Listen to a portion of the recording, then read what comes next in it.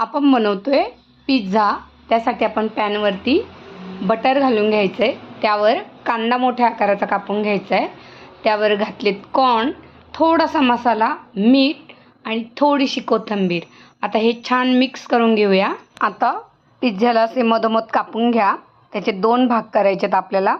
आणि मध्ये आपल्याला मेयोनेज आणि टोमॅटोचा केचप ते मिक्स करून लावायचे.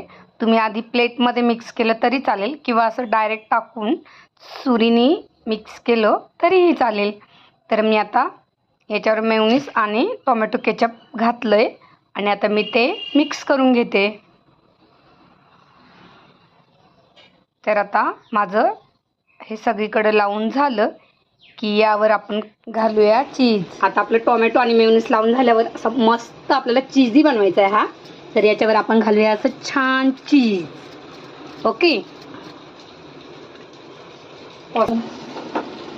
गॅस पेटून घेऊया.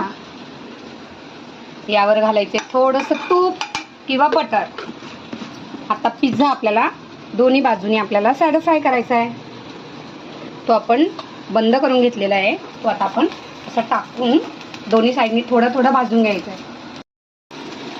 केले. आता हा पलटी करून घेऊन असा करायचा. वाव. आता याच्यावर लावायचं आपल्याला परत बेस.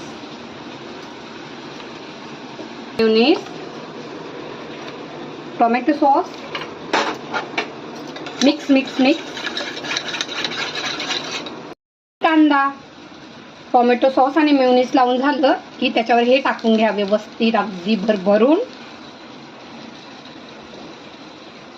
आणि आता याच्यावर टाकायचे आपल्याला परत चीज.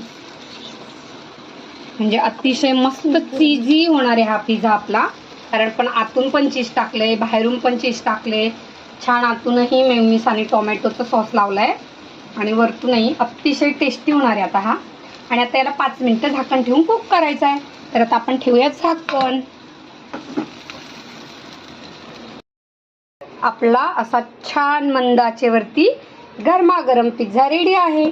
आता याच्यावर स्प्रिंकल करा तुम्ही ऑरेगॅनो आणि चिली फ्लेक्स.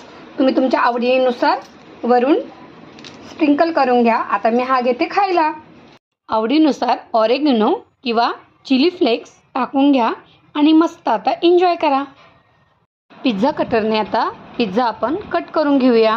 आणि अशा पद्धतीने आपला हा पिझ्झा रेडी झालेला आहे. तर कसा वाटला तुम्हाला हा पिझ्झा नक्की कमेंट करून सांगा. आणि आता मी तो टेस्ट करून पाहते कसा झालाय पाहूया आपण. छान घरी बनवलेला आहे. आपण सगळी व्यवस्थित काळजी